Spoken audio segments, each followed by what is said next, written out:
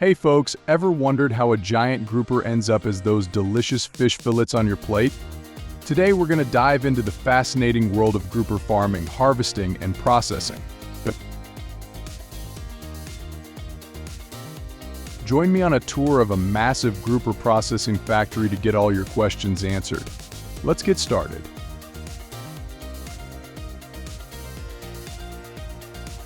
Groupers are marine fish from the grouper family, typically found in tropical and temperate waters worldwide. These fish have an elongated shape, shiny bodies, and are often sought after for their tasty, nutritious meat. They migrate seasonally and play a vital role in the fisheries economy of many countries. After being caught, groupers are transported to processing factories.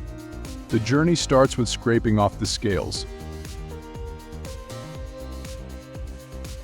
This is done using a specialized device with sharp blades on a shaft which effectively removes the scales without damaging the fish's skin. This process happens under a direct stream of water to clean the fish quickly and ensure hygiene and food safety for the final product. Each step is done meticulously and carefully, so that when these fish reach the chef, they are the cleanest and neatest.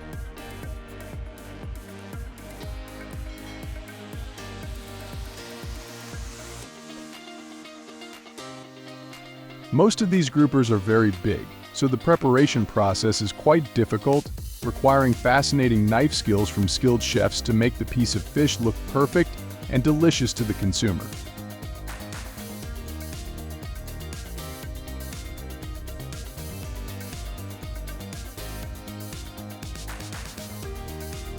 Next, a precise cut is made along the fish's belly from the body to the tail, carefully avoiding the internal organs.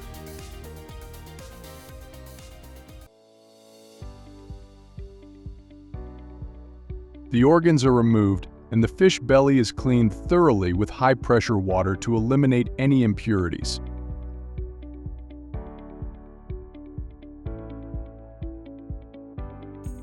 The grouper is then filleted by skilled workers who separate the meat from the bones, ensuring that no bone fragments remain.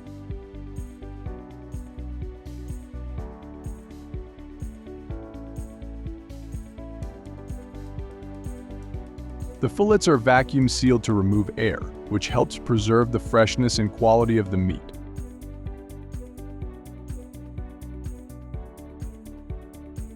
These vacuum-sealed fillets are then frozen and stored under cold conditions to maintain their premium quality until they are ready for distribution.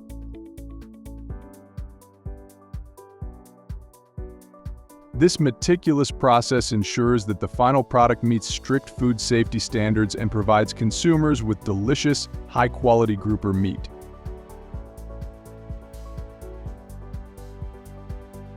Finally, the grouper meat is divided, packed into suitable packaging, and stored in cold conditions, ready for transportation and marketing. This ensures the final product meets high standards of quality and food safety.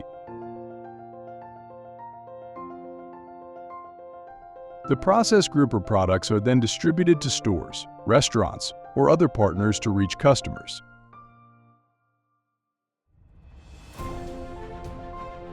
Now, let's talk about the farming and harvesting process at grouper farms. This process is complex and must be done carefully to ensure product quality and food safety. Before harvesting, equipment and reservoirs are prepared to maintain the best possible habitat for the groupers. Groupers are selected based on criteria like size and quality, ensuring only those meeting market requirements are harvested. Each harvest is recorded and monitored to evaluate process performance and make necessary adjustments. After harvesting, groupers are transported to the processing factory.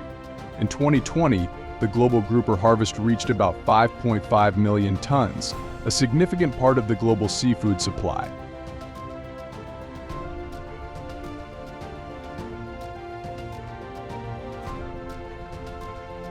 China is the world's largest grouper producer, with more than 2.2 million tons harvested each year, while Indonesia is the top grouper exporter, with over 1.1 million tons exported annually.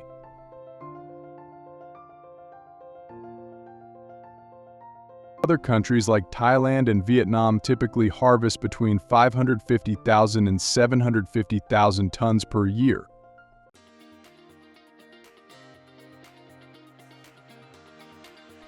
The rise of the grouper farming industry has added hundreds of thousands of tons of grouper to the market each year, especially from countries like Chile and Norway.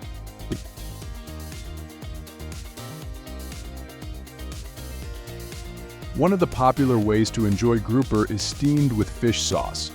The delicious, tender meat is steamed in a mixture of fish sauce, ginger, garlic, chili, and sugar.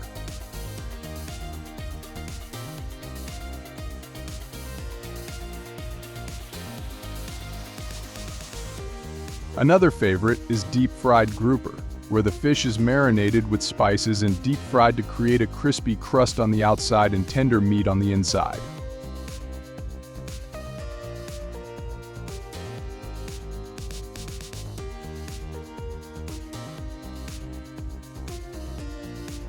Grouper is also great in straw mushroom soup, cooked in a bone broth with straw mushrooms, carrots, and other veggies for a sweet and nutritious dish.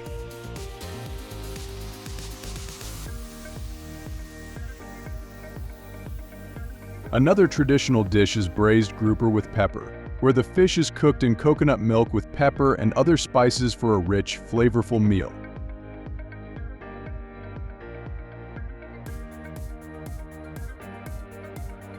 Frozen grouper ensures freshness and long-term preservation, letting you enjoy the special flavor of grouper anytime, anywhere.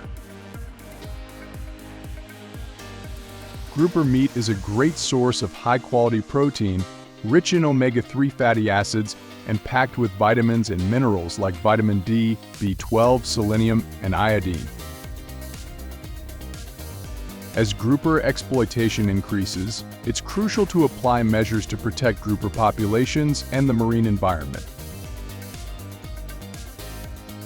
Overfishing can lead to a significant decline in grouper numbers. Without proper regulation, overfishing could cause a crisis in grouper stocks, impacting the entire ecosystem.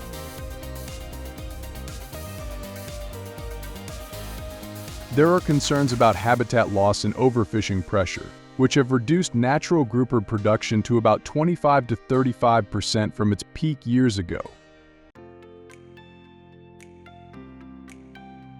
It's important to apply measures to protect grouper resources and maintain ecological balance.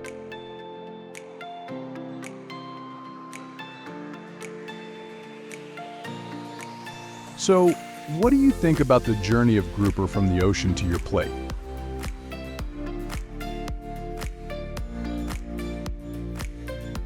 Have you ever visited a grouper farm or processing factory?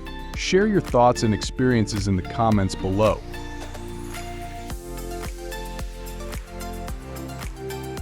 And don't forget to like this video and subscribe for more fascinating insights into the world of food industry machines, including grouper food industry machines and the entire production process.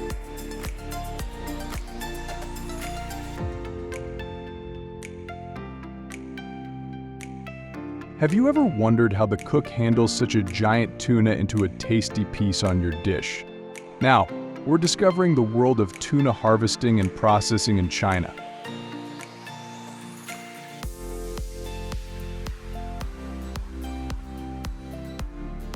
The journey of tuna from the ocean to our dinner tables is fascinating, involving two main methods: tuna farming and wild tuna fishing.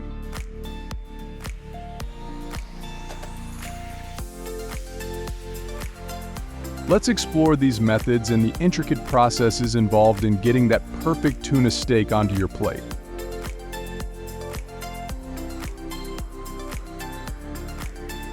Tuna farming begins with juvenile tuna, which have specific dietary needs. These young fish are fed a diet that mimics their natural prey, using live or frozen food to stimulate their natural hunting instincts.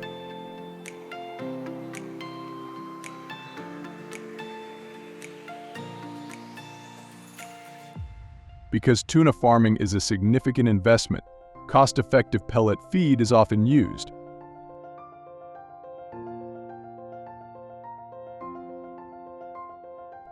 These pellets are specially designed to meet the nutritional needs of tuna at different life stages, resembling their natural prey to encourage eating.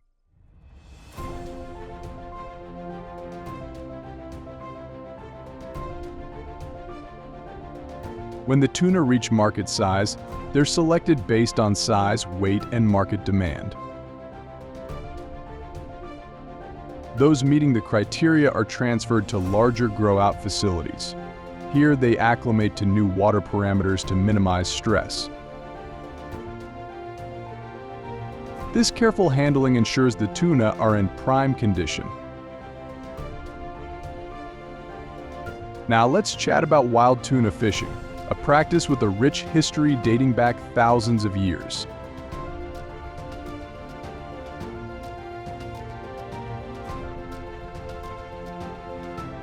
Modern wild tuna fishing often uses long-line fishing, a highly selective method targeting specific sizes and species while reducing bycatch.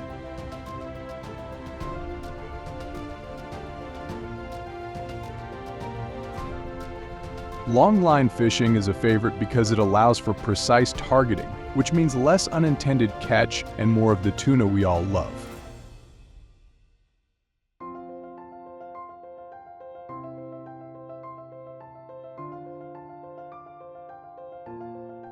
When fishing vessels return to port, containers of tuna pieces are transferred to larger transportation vessels and shipped to auction facilities or processing plants. Tuna species vary in size and weight, with some, like the northern bluefin tuna, reaching lengths of over 11 feet and weighing several hundred pounds. Maintaining the cold chain is crucial throughout this process to preserve freshness and quality.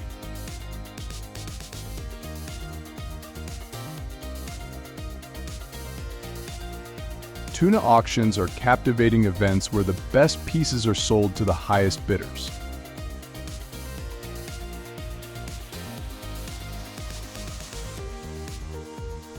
At these auctions, small pieces are often cut for retailers to assess flesh quality.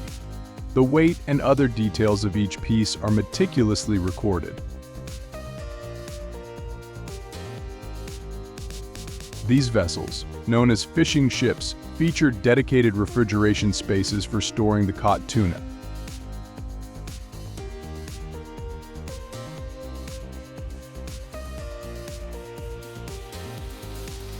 Once on board, the tuna is transferred into containers via conveyors. Among the commercially sought-after tuna species is the Atlantic bluefin, known for its substantial size, often exceeding 165 kilograms per fish.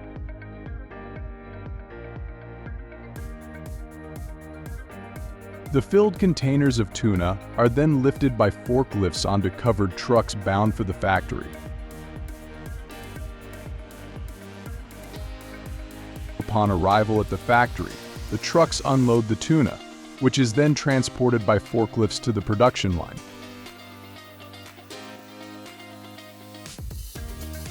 Once the tuna arrive at the processing facility, they undergo inspection for quality, freshness, and compliance with regulatory standards.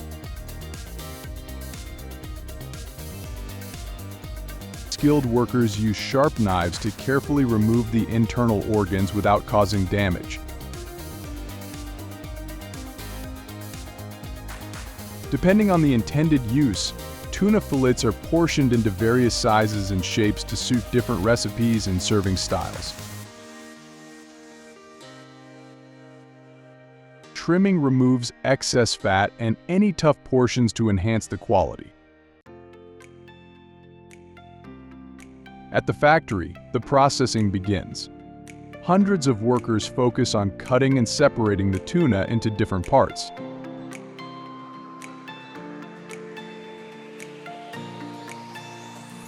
Initially, a cutting machine separates the tail and head sections. Then, another machine segments the tuna along the spine into 4 distinct parts.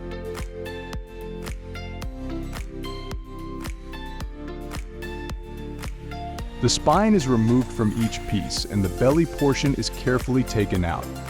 In some factories, robotic arms perform these tasks.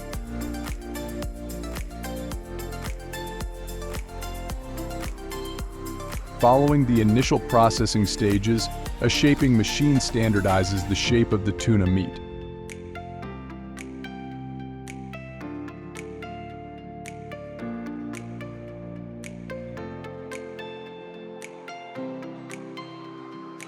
Workers assemble the meat into trays according to the size and weight of the fillet pieces. These trays are then conveyed to the cooking facility on tray rollers.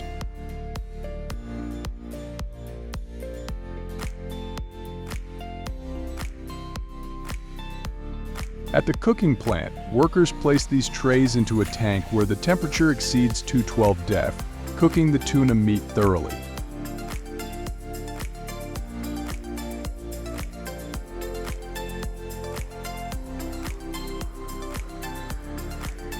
After cooking, the tuna undergoes various stages within the factory.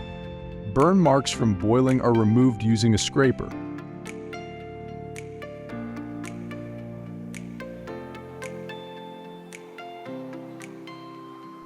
The clean tuna meats are packed into boxes, and a machine imprints and affixes a serial number onto each box.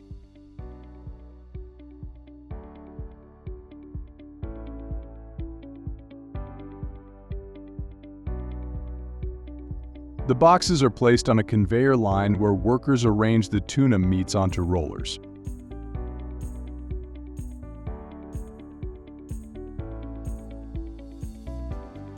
The meats are then minced under the roller and filled into containers by a machine. A machine applies pressure to seal the lid securely onto the container, ensuring a tight fit.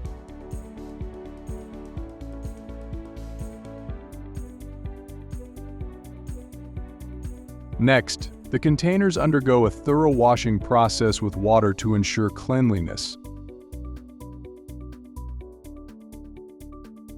They move along the line to the heating plant, where they are arranged on tray rollers for further processing. The containers are placed in a heating tank for specific heat treatment. After heating, the hot containers are cooled with water and dried by fans in the factory. Each container moves through a leveling line to a leveling machine, which applies a leveling sticker with details such as the company name, manufacturing date, and expiry date. The steel containers filled with tuna meat are then directly transferred into paper boxes for later marketing. Finally, the dried tuna mince meats are prepared for sale in the market. Additional small pieces of whole tuna are also processed for market sale.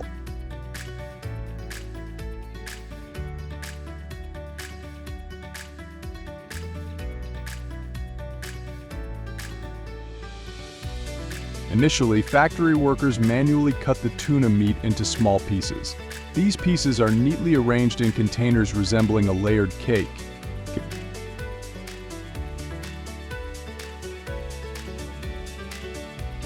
The containers move along a conveyor line, where an automatic capping machine seals them. Forklifts transport these containers to the heating plant for disinfection in a heating tank.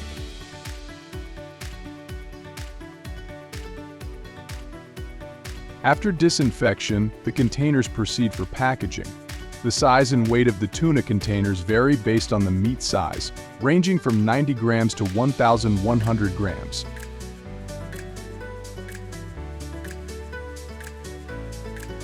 This processed tuna meat is then ready for sale in the market, providing convenient options for consumers seeking tuna products in various forms.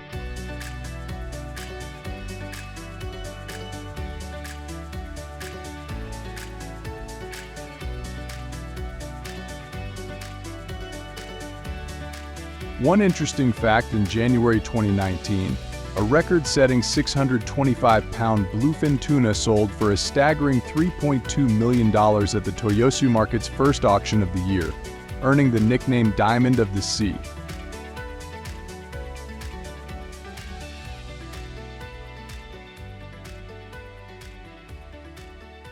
Isn't it amazing how much work goes into getting tuna from the ocean to our tables?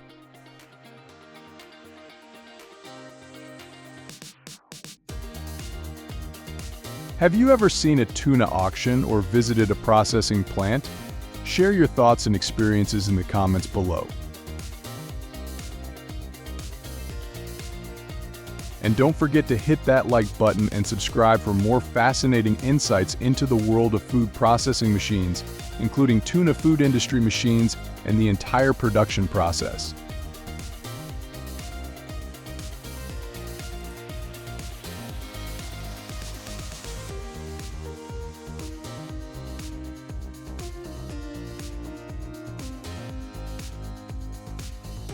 This is the video we created, hoping to receive support and appreciation from you all.